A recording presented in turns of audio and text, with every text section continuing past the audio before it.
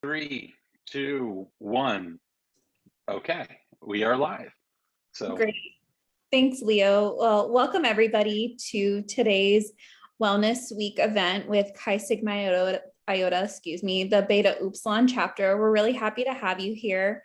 My name is Alyssa Martinez. I am a member of the board. I'm also a doctoral candidate in the PhD program here at Barry University.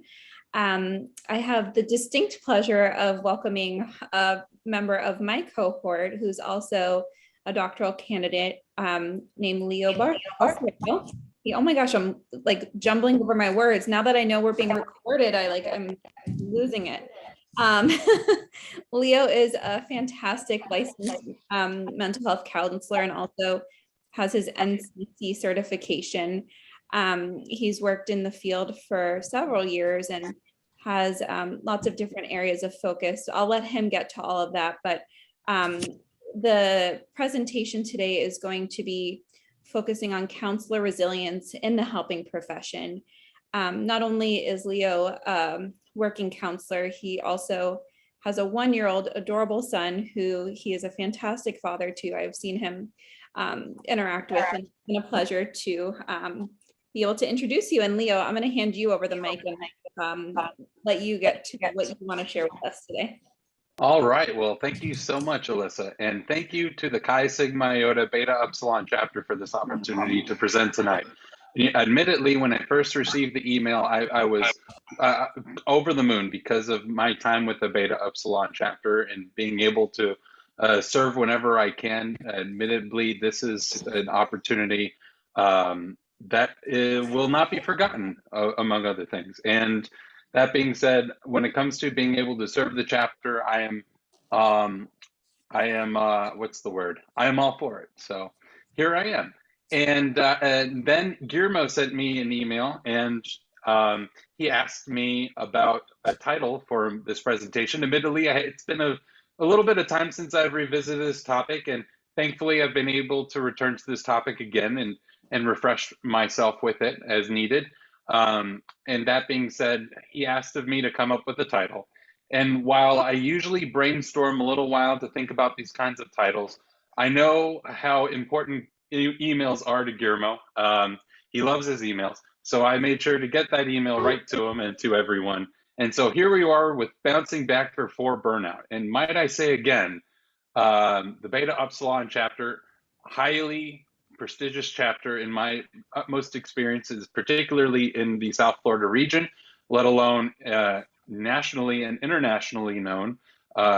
Multiple awards won with this chapter, and all for the due diligence that our counseling students continuously provide on an annual basis. So if you're considering joining the Beta Upsilon chapter, we are more than happy to have you. I mean, I'm speaking as if it's my thing, but come work alongside me. It's an awesome opportunity. I think that's a better way of saying it. And also throwing out a plug, if you haven't joined, Bowen Lunch Club is a thing. Check out Bowen Lunch Club on Mondays. If you haven't heard, apparently they serve their sandwiches in triangles. That was a joke. Family systems, that is. So that being said, let's get into it and what it means when we talk about bouncing back before burnout. And admittedly, it can be conflated with some ideas pertaining to burnout, vicarious trauma, perhaps even self-care on that notion. And we'll get into that, clarify some terms, and really get this concept in motion here. But before we do, what I would like to do is just go through switching my swap displays here so you have the right display. Here's the title. Here's my name and the Chi Sigma Iota icon. And here's the agenda for tonight. And of course, we'd be working through the definition of resilience and related terms. And then we're going to hone in on the counselor experience as it relates to resilience. Because resilience in of itself, of course, is not exclusive to counselors. It's inclusive of everyone. It's a part of the human experience. As much as we like to think about ways in which we can instill resilience in the clients that we serve and promote resilience amongst our colleagues that we serve alongside, we too need to think about our own resilience when it comes to the demands of the helping profession. So we'll delving into some research and some models for resilience, as well as employing some strategies here, and all of which should rest on our resilience plan. If we have the time to cover that, I'll be sure to make our time timely. It is 6:46, and I'm guessing we have till 7:30, and so I'll work to get us to 7:30 at least with enough knowledge to know how to implement the resilience plan. But perhaps if we have time, I would love to get hands-on with it with everyone tonight. So let's get into this. Leo, And what I have is, sorry, do you want me to give you like a 10-minute warning? actually, that would be wonderful. But I'm also going to say, set a timer. So Okay. while I do that, I want everyone to take a look at the slide for a moment. And whether you like to show by a virtual hand or just say aloud, tell me what do you believe to be something that all of these individuals have in common? Take as long as you like. What do all of these individuals have in common?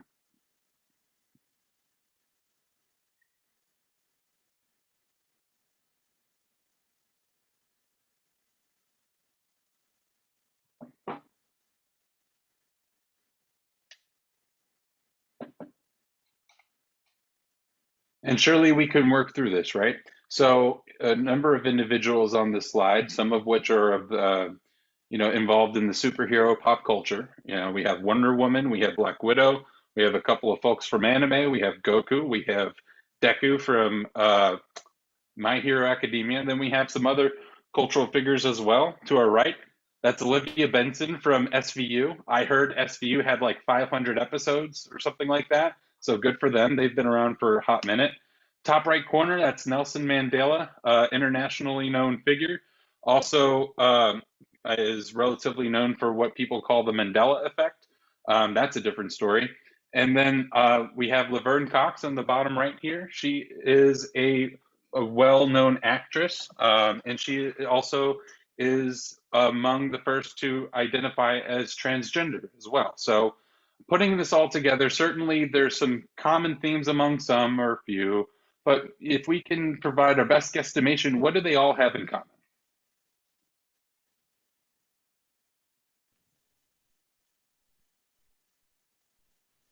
You have a couple of answers in the chat. Can you see them or do you want me Oh, to read them? yeah, if you could read them, that would be great because I don't know where oh, it's on over here. Yeah, I know Um, when you host, it can look a little funny. got it. Okay, so resilience, yes. Resilience, they can do it all. They save people. They are heroes and sheroes. Okay, sure, absolutely. And that most definitely could be said with regards to their specific discipline or their defined purpose. Surely they all do different things. And they all, of course, move forward in life due to their own individuality and their own individual goals and shared goals, things like that. But what's remarkable is resilience here. And the resilience is that, okay, they face challenges. Very good. And that is a component of resilience. And what I really wanted to get to, which is something that is shared amongst all of these individuals here, is that we're talking about individuals who are known for being confronted with significant adversity. And when we are confronted with that, we have an array, a pathway of different things that we can do. Some folks might take the challenge head on. Some folks might not be able to do so. Some might play a supporting role. But what's really most important here is how we're able to bounce back from the challenge, even if the challenge attempts to push us down. See, when we think about the term resilience, it's specific to the action of bouncing back, like a spring or a coil or some kind of mechanism. And that's the thing. No matter how significant the adversity is, these individuals are able to move forward with their self-defined purpose in life, no matter how significant the adversity is. And that is something that I want to convey with all of us is, we all do different things, but resilience is not exclusive to one or a few set of people. It is unique to everyone and unique to the counseling profession as a whole. And as we move forward in better understanding resilience, we come to what it is. And a good starting point is the definition of adult resilience. Again, it is the ability to um, the ability of adults in otherwise normal circumstances who are exposed to an isolated and potentially highly disruptive event to maintain relatively stable, healthy levels of psychological and physical functioning. Pretty good depth way of defining it in clinical terms. But what I really like is this definition here by Tormina, and it is a multifaceted construct that includes a person's determination and ability to endure, adapt, and recover from adversity. This involves that resilience is not specific to a trait, but it is a process that we can engage with. And what we'll come to learn and understand is the ways in which we can enact these processes, not necessarily at a given whim, but much like conditions such as sleep, we can invoke certain resources and some of our own individual traits in a way that can promote our well-being in the face of adversity, despite the challenges, and meet those challenges and come out on the other side in a relatively stable sense. So, building on that definition, we can look to different elements of the process. Taormina identifies determination, endurance, adaptability, and recuperability as significant factors involved in this process. And it starts with determination, but it is not linear with determination. What I mean by that is, if we build determination at any given point of the spectrum, that's a plus. And so when we refer to determination, it's willpower and firmness of purpose that a person has in the decision to persevere and or to succeed. And it comes to a finite moment in a person's life when they are faced with significant adversity, we ultimately do have a choice to make. And it is that choice that creates opportunity for determination. And of course, adaptability, pretty self-explanatory, but it is how we choose to move forward with our determination that is the next step of the process. Following that, and perhaps interchangeably, involves endurance. Knowingly that making this determinate choice in choosing to adapt in a certain way will expend a significant degree of energy, depending on what the challenge is. And we rely on endurance to think about how we might divvy out that energy or best economize that energy throughout unpleasant or difficult situations without simply giving up. And then finally, which is something I think that is relatively popular and can be conflated with resilience here, is recuperability, which is the ability to recover physically and cognitively from various types of harm, setbacks, or difficulties to reestablish one's own condition. This is, in my experience, where self-care tends to be conflated, whereas I think the best way of saying this is that, both self-care is both a necessary and sufficient condition for resiliency, but it is not to be confused, interchangeably, whereas self-care, depending on what the self-care action is, can most definitely serve to promote the resilience process. However, we'll also come to understand that not all resilience factors are directly related with self-care, vice versa. So as we move forward with that notion, we can think in terms of the mental health profession. And we do have research that helps us to think about this. So in terms of mental health profession, and this is not exclusive to counselors, this is also inclusive to paraprofessionals involved in the field. It is a commitment to achieve balance between occupational stressors and life challenges while fostering professional values and career sustainability. All of which to say, we're really porting the resilience process into the counseling context here when we're talking about the everyday challenges that counselors may face, that medical and mental health professionals may face. What are some of the challenges that counselors might face? I would feel free to add into the chat box what you believe might be some significant factors that counselors might face in their practice, but I'll name a few. When a counselor meets their client caseload, when a counselor has notes biopsychosocial assessments due, when the counselor is in the middle of a very significant episode of counseling and therapy with a client, and that leans into complex cases. And very good. That leans into the counseling experience, of course, which is to say that when we practice, depending on how complex the case that we're working with, we might be uh, faced with significant adversity ourselves. For instance, working alongside clients with perceivably difficult issues with inadequate professional resources and excessive demands, well, that might very well invoke a parallel process for many counselors, particularly counselors in training.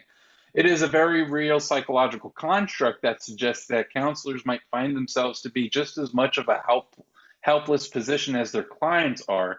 It's almost like they're emulating their client's experience, where it actually serves as a detriment to the counselor's ability to connect with their own resources and connect with their own intrinsic factors, such as their training, such as their value system, and such as their conceptualizations. And of course, in the heat of their work, counselors exposed and focused on elevated work stressors may neglect their self care practices and lose sight of work satisfaction. This is a very real phenomenon that's usually coincides with burnout. And of course, that's not where it ends. If we let these factors go unchecked, um, being able to utilize empathy becomes compromised at some point. That's largely because we might be dealing with unresolved issues related with trauma in conjunction with our own trauma. Some of the stories that my clients share sometimes reminds me of some of the most difficult times of my life, in which I prompted me to connect with my resources and work through my conceptualizations. Otherwise, I can tell you right now, from the professionals that I've worked with and professionals that I've had the opportunity to connect with, this is not always the case. All of which to say, one thing that I would like for all of you to take from this is that in each and every step of the way, you always have agency in this. Yes, you will be faced with adversity and complex cases and significant situations, but it should not be conflated with the degree of resources and the degree of intrinsic factors working for us. It is our responsibility to remain connected with those factors along the way, such that when these issues present themselves, well, we have not only created the path of least resistance, but it is one that will benefit us in the long run. And so if you have looked at this slide and thought of countertransference, yes, countertransference. Um, yeah, so countertransference that was related to earlier. There's also something that, of course, we talk about burnout, which I'm not even going to give voice to, because burnout can go away. We all know what it is. Go away, burnout. I'm just kidding. Powerlessness in achieving work goals. And it's a very real story. It's very difficult depending on where you work. Could be very easy getting caught in the bureaucratic processes and forget the whole purpose of what we do, how we do things um, in the counseling profession. We're here to help. We're here to serve. We're here to heal people. And somewhere along the way, we might lose sight of that, and burnout might ensue. We might be, something that people might not think all that much about is vicarious traumatization, in which literally listening to the stories that our clients share can invoke a shared traumatic experience with the counselor. And I think this is, in my experience, the most alarming aspect that we ought to be mindful of in the profession, because, particularly in the world that we live in today, there is a lot of adversity that is happening in our communities, all of which to say every individual's experience is different. We need to make sure that we're in the best position that we can be to heal. And doing so with a solid grounding in our conceptualization skills and our training and in the ways in which we view our clinical work can most certainly serve to protect us. And we'll get into that further. But of course, vicarious traumatization is a risk factor here. And then finally, compassion fatigue speaks for itself, but all of which to say can most definitely cause a disruption in your counseling practice, and perhaps to a very detrimental sense. When I think about compassion fatigue, I equate to counselors not failing to connect with their clients and inadvertently doing harm to their clients. And it is not a nice thing to think about. We don't want to think about counselors overtly harming their clients, but Think about what it might feel like for a client if we're working with a counselor who is unable to normalize or connect and empathize with our experience when we're facing significant difficulty. We might as well very well emulate some of the more unhelpful relationships that those clients have been exposed to, which is not why they're sitting down with us in the first place, right? So all of these things to be mindful of. And when we are digging into resilience research, we're looking for, okay, so what do we get out of this? If we were to focus on resilience, okay, well, yeah, we might be protected from vicarious traumatization, burnout, compassionate fatigue, but is there something that I could actually get from this? Well, the answer is yes. For instance, we might experience what's called vicarious resilience, right? This is a phenomenon that is really interesting to me because it is something that occurs when a client achieves specific outcomes in their clinical work with you. And a very real phenomenon that happens is that the counselor might feel empowered by the client's clinical changes that they promote. This says a lot of things. On one direction, it says, hey, your clients are, doing the doing this work with you, and they are working to achieve specific outcomes, and they're very much doing that. What does that say about them? What does that say about you and the work that you're doing with them, right? That's very important to be mindful of. What it might also say is that if we're practicing resilience on our own individual level, imagine the kind of impacts that will have on the clients that we serve and the kinds of clinical outcomes we might achieve more effectively and perhaps even more timely than we might expect. All of which to say something to keep in mind.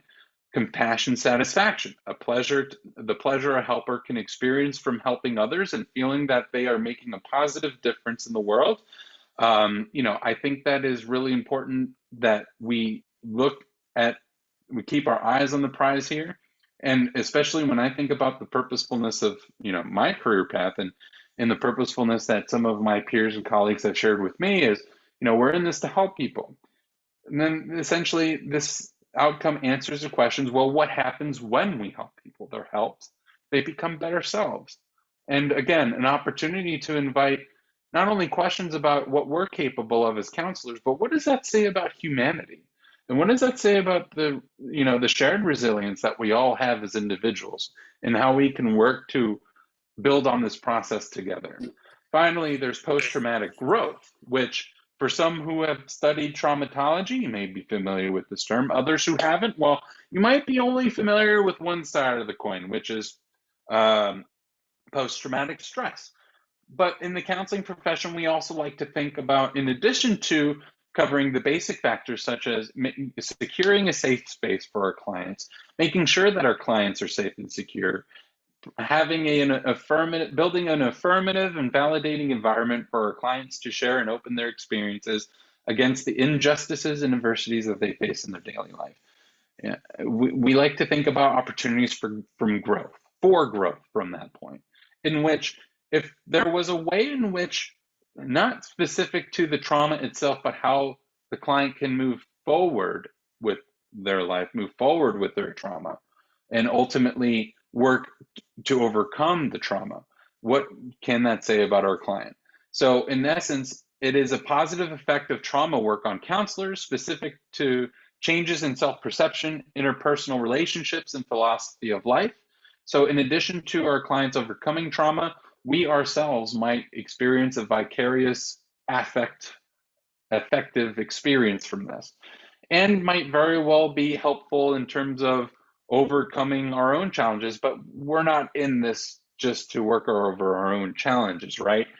We're in this to help, but at the same time, it's important to be mindful of this process as a part of the process, because it is something that is shared.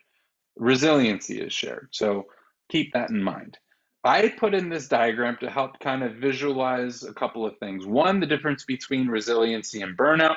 Two, or not resiliency and burnout, resiliency versus self-care. And two, what resiliency might look like within the context of counseling. This is not a perfect graph. I didn't grab this from a research article. I literally made this a few days ago. And when I'm looking at this graph, it can look like a lot of different ways. It's not exactly think of it as a vignette. And you have Counselor 1 in blue, Counselor 2 in red. And we can look at this in a lot of different ways. What you're looking at, though, is an XY graph. On the y-axis, is the level of well-being, and on the x-axis is it could be considered time, or it can be considered events along a continuum of time. So if we're looking, there's graduation, employment, max caseload, notes, and class discharge. These are significant events that counseling students will face when they graduate from this program. And our well-being might very well be impacted by the level of stress that each event brings. For some folks, graduation might be an elevating experience up until they secure employment. And leading into that, of course, we might be faced with challenges. And you might start to notice that the level of well-being might change for most people. Whereas the line here goes down, but what you might notice differently is the trajectory of these lines. Which one of these lines would you say is the counselor that is deploying resilience strategies?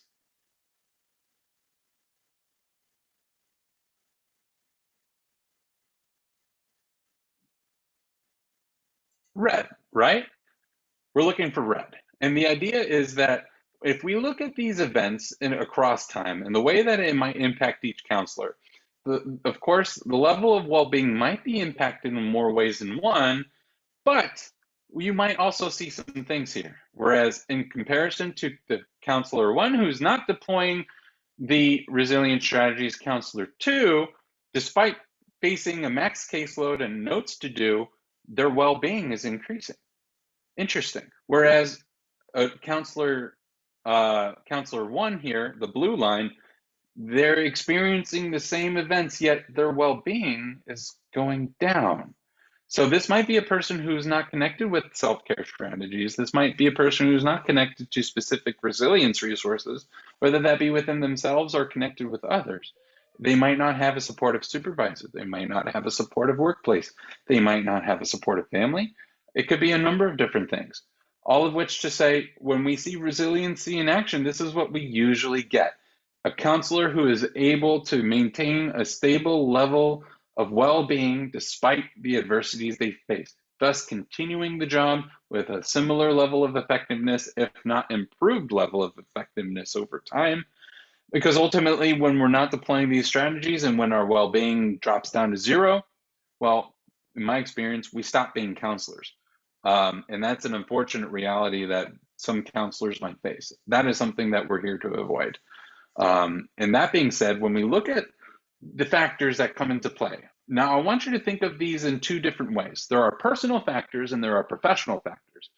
Now, the personal factors are almost synonymous to intrinsic factors. They might be character traits. There might be the resources that we have secured for ourselves. For instance, our ethnicity might very well play as a significant factor, depending on the level of identity exploration that we've taken on. A counselor might find great meaning and significant pride in their ethnicity, particular for individuals from collectivist backgrounds. They might have a sense of purpose towards their counseling career that is beyond the individual. Perhaps it's representation of their culture, their village, their city, their country, and the meaning that it brings in terms of their nationality, among other things, particularly effective. Mindfulness, of course, but all of which to say, I like to think of mindfulness as a skill that we would practice as if we were in the gym, because if we don't practice it, it's actually very hard to do. And if we don't honor it, it's not going to be something that sticks with us. Being that as it may, if we can use mindfulness effectively, particularly in the ways in which we might use it in our professional work, whether it be on our own time or even with our clients, we might see some significant changes along the way. Self-perception, social support, leisure, all of those factors, of course, proven by the literature, serve to inform each other in some way or another, all of which to bolster our professional identity and our well-being. Professional factors are a little bit different. Whereas professional factors might be relative to the factors that we find in the workplace or the factors that we are connected with. So, for instance, income, of course, I mean, money, right? Money helps the world go round. Money isn't everything, but money can help you buy that new MacBook computer that you've always wanted. But the reality is, money serves to help protect us from adversities in more ways than one. And if it means promoting a safe, secure housing, making sure that the lights are on, making sure that our needs are met, food, water, shelter, all of those important things, and having room to be able to be ourselves, then by all means, we welcome money. If we are working from a strength-based approach, if we're apt to thinking about our world in strength-based terms, that might imply that we've already thought of ourselves in strength-based terms and our communities in strength-based terms. And by then, we ought to know that working from a strength-based perspective means leveraging those strengths to achieve the outcomes that we desire in more ways than one. Other things such as purpose, self-efficacy, accountability, again, those are relative to intrinsic personal factors, but also are relative to the counseling profession. So if we are going into a session and understand what our role is in each session and what we're going to do, or at least have some form of plan and perhaps a plan to not plan with specific clients. We all know those kinds of cases. Well, that all is going to inform our purpose, because if we're telling ourselves that our purpose in this profession is to help, to heal, to provide a safe space, all of those wonderful things, then every action that we do with our clients is going to help us feel most aligned with that factor. Accountability, I have a unique experience with accountability, most definitely to say that when we are experiencing difficult times, and albeit it invites opportunities for us to engage in self-care, engage in wellness practices, engage with the things that help build us up. Now that we know those things, we might build a sense of accountability to do the best we can to accomplish those kinds of tasks. Or in the professional sense, if it means getting our notes done, getting our biopsychosocials done, getting work done within reasonable means, and most definitely on time, but within reasonable means, each and every time we complete those tasks is going to inform our sense of accountability, and thus inadvertently inform our sense of purpose. That is what I want us to think about here. And then finally, professional development experience. Can't say enough, Chi Sigma Iota. Become a member today, because it is an excellent organization. You're definitely going to grow from it, and you'll definitely have a lot more experiences connecting with students, faculty, not only on the Barry University level, but on a statewide level. I believe last year or a couple of semesters ago, Chi Sigma Iota had a statewide conference. We hosted a statewide conference. And then time before then, we had excellent representation at our statewide conference. So we're definitely, in my experience, the most emboldened organization in the Chi Sigma Iota umbrella in Florida. So go Barry.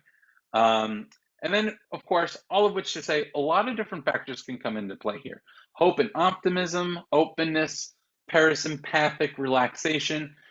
In other words, it's a trauma term in that, not to delve too deep into that, deep breathing. I'll say that. A relationship with deep breathing. I think that's pretty short and self-explanatory. Humor, one of my favorites. Search for self and beyond self, identity work. Distress, frustration tolerance, perhaps some anger management, are the kinds of coping strategies that might be most helpful in those instances. I'm looking at my time. We have about 17 minutes left, so I think I'm okay. And then in addition to that, there's some other professional factors here. If, for instance, our practice has a lot of flexibility.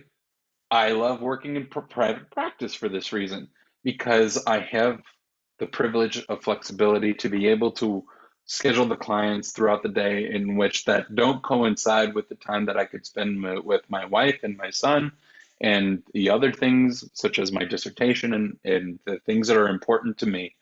Sometimes we find that certain environments might not be the most adaptable in terms of our scheduling flexibility, it might interfere with the things that mean the most to us, whether if it is, I'm just thinking off the top of my head, if it means not being able to play tennis at night or not being able to attend our dance or music classes because of our job. Well, we have to be mindful as to how that might come into play and think about strategies, going around that. Um, and I see Lillian's comment. I'm backtracking a little bit, but is there a way to minimize countertransference if you find you share any or many of these personal factors with a client?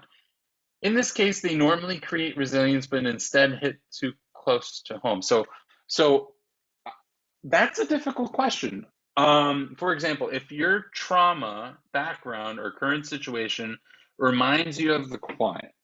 Okay, so I'll speak conventionally with as much clinical information as possible, right? First thing that we should do, if we have secured a secure connection with our supervisor, connect with our supervisor. Because ultimately, what we're risking here is countertransference and a parallel process, all of which to say we have to think about how our client's experience is impacting us first and foremost on an emotional level, on a cognitive level.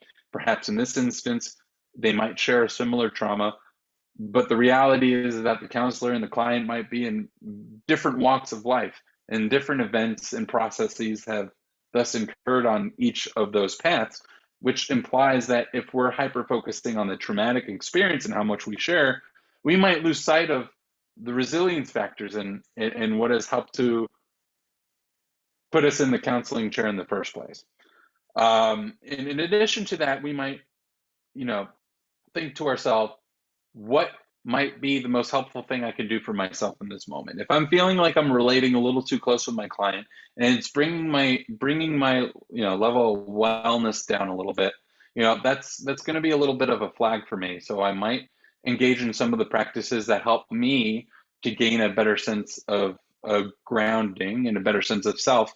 And then I might think to myself, well, that was helpful for me. What if I had a conversation with my client about grounding techniques? And what kind of clinical outcomes might we expect if our client were to deploy this on a weekly basis? You see what I'm saying? If we find ourselves in the frame of thought that our client is viewing the world, we're going to disconnect from the resources that make us counselors. And in my experience, it's easier said than done because the counseling experience is a very human experience. So, of course, all of which to say, my recommendation then ought to lead to a professional factor, which should be here. I don't know why it's not here. Maybe it was in the other slide. A supervisor that knows you, that you trust, a supervisor that is competent, right? I hope that answers your question. Yeah, in a sense, check in with yourself, use self-care, grounding, go to counseling, ask a supervisor. You could go to counseling if you feel as though that it is invoked some unresolved issues. 100%. And if you're a counselor in training and you haven't attended counseling before, I highly suggest you do so, because if you'll ultimately miss out on what it feels like being the client. And knowing what it feels like to be the client can help inform your practice as a counselor. Not the be all end all, of course.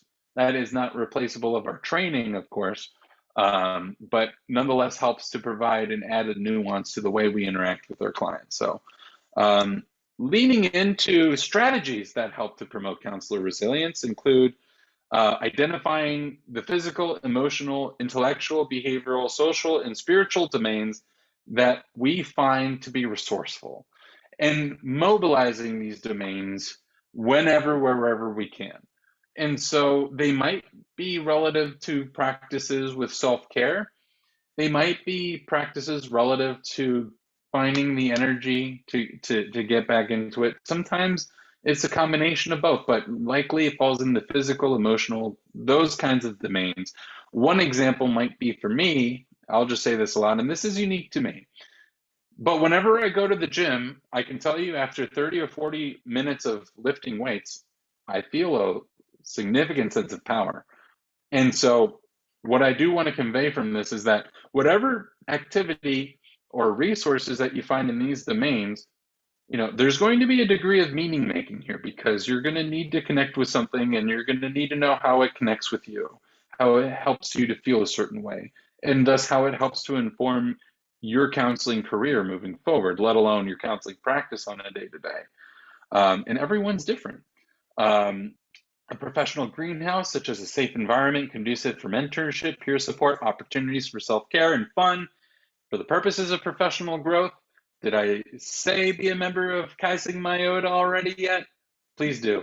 Also, get a solid supervisor. Finally, regular self-monitoring is important. It teaches us to be mindful of the times when perhaps those clinical incidents might block certain areas of our judgment, and we might lose a sense of self along the way. Sometimes regular self-monitoring also deploys somebody who can help us monitor ourselves, and that's okay too. So as long as that we have created a form or pathway that helps invite that awareness or attention to ourselves, the better. We need to make sure that with every adverse event that we face, there has to be some kind of system that turns the attention towards what's happening to us. How can we take care of ourselves? What's the best way that I can move forward?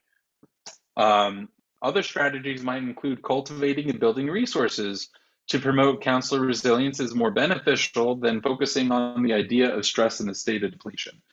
So in other words, this is to say, like, we're not going to just think about our, as helpful as they are, we're not going to just keep ourselves on a solution focused scale and think about levels of stress on a 10-point scale and think about the miracle question as if the stress were from a 9 to an 8.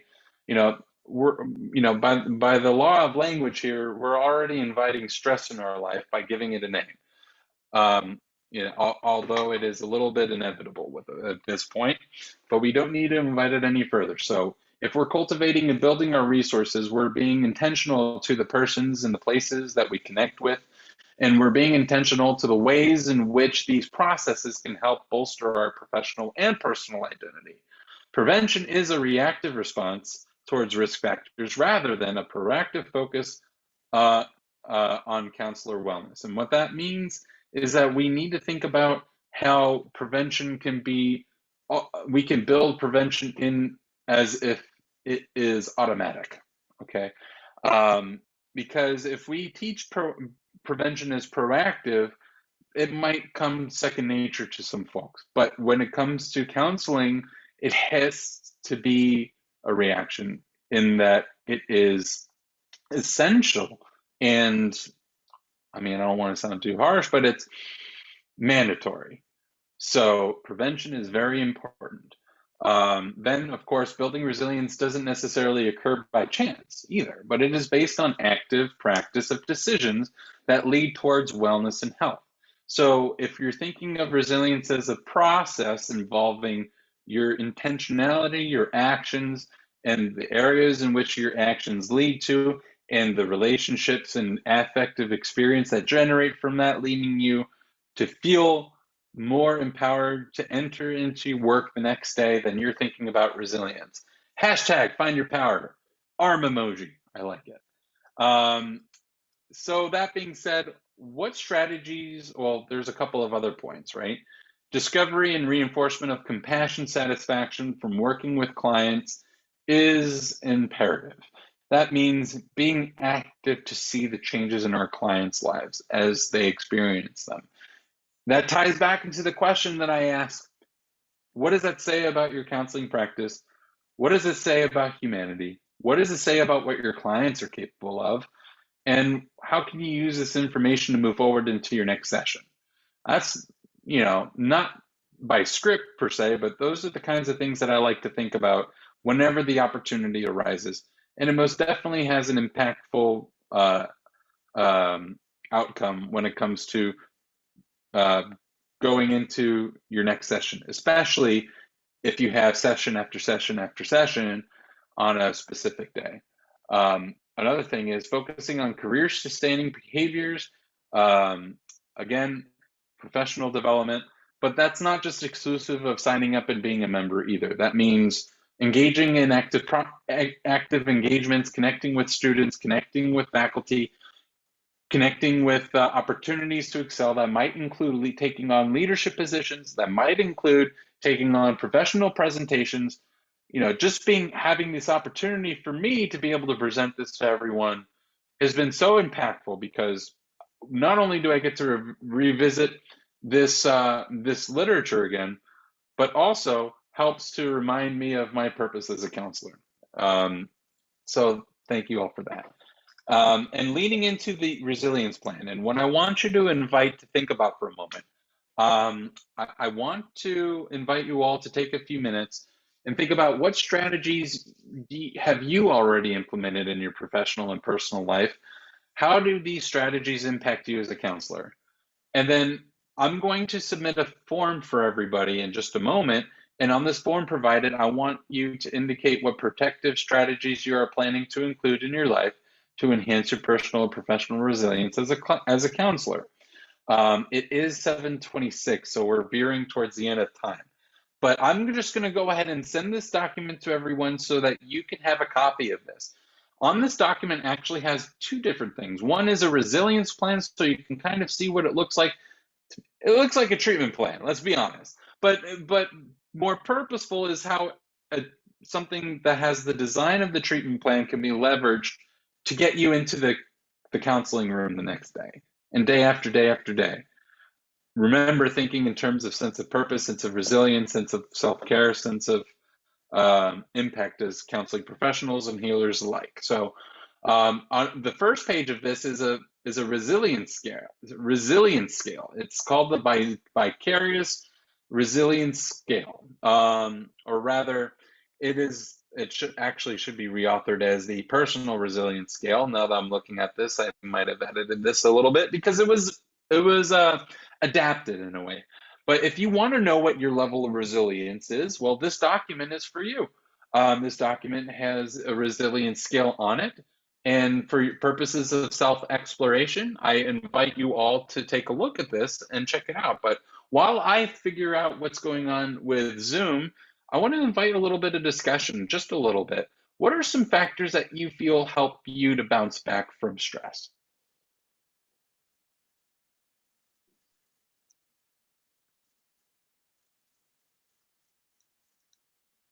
Well, I think this might be A understated. vacation. Yes. Sorry, I'm looking at the comments. I guess I could be chatting, but I was just thinking an acknowledgement that I'm struggling. Verbal acknowledgement for me is pretty important. So that's kind of a first step. But yeah, what Dr. Machuca is saying with vacation also makes me think. I read a lot of books that just kind of take me to like a different place. So a form of escape too is really helpful. I see. So, vacation in combination with, leisure, literature and leisure sounds like it fosters a safe space for you to rejuvenate. And I'm also hearing that this acknowledgement of how we are doing, it sounds like it speaks to that level of insight that's required to know when it is time to restore, when it is time to take action, when it is time to take care of ourselves. Is that accurate to say? Yes. Thank you so much for sharing. It's awesome. Who else would like to share?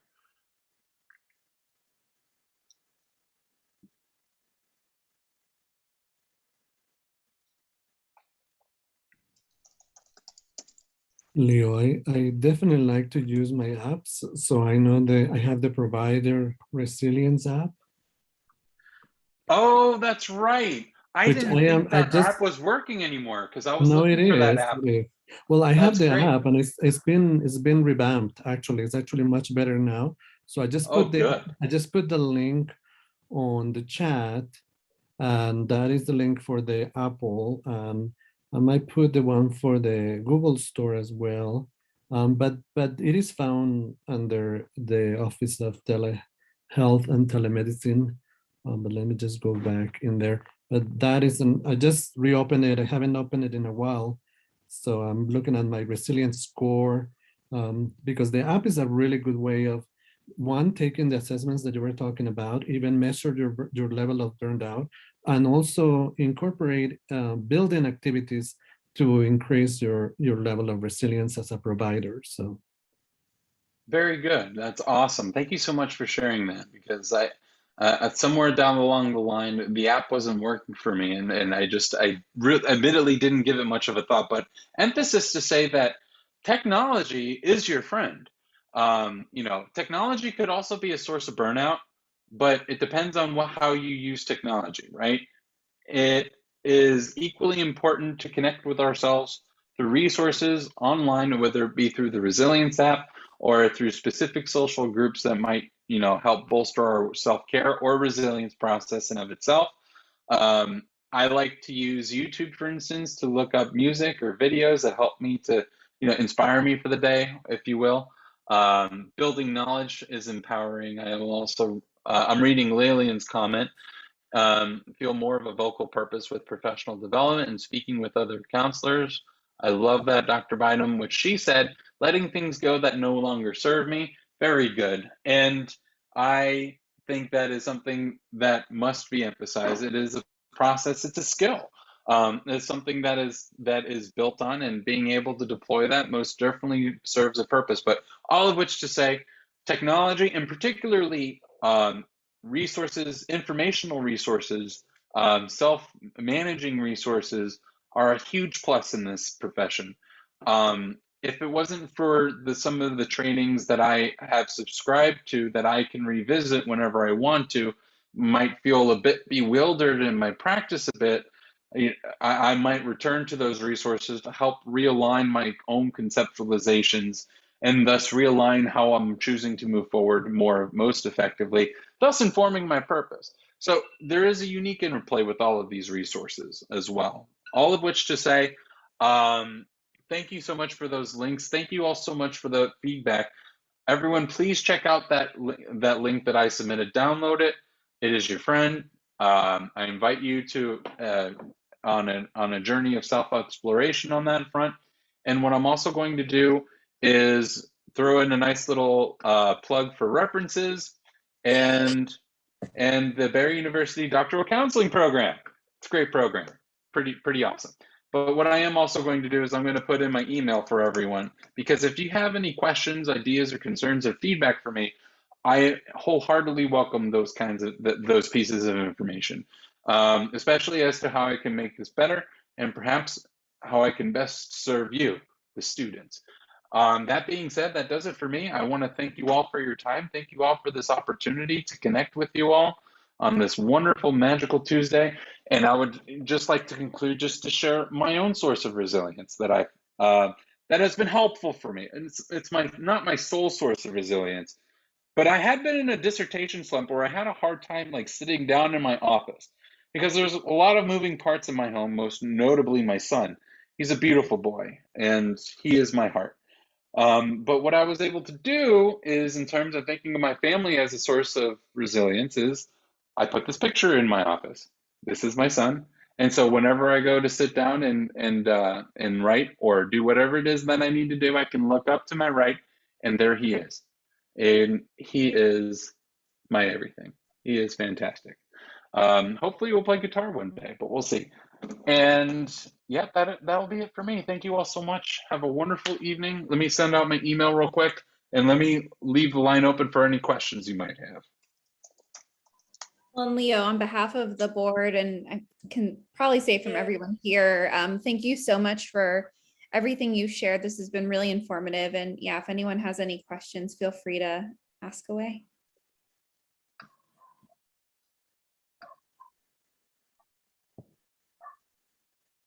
And truthfully, send Leo an email. He'll be happy to chat with you after this, because you might need some time to digest some of this information. So that works. Absolutely. And as I see some of my former students and current students here, thank you all for coming. And as they know, and I'll say to everyone, my door is always open. So thank you all very much, and have a restful evening. Thank you, everybody. Bye.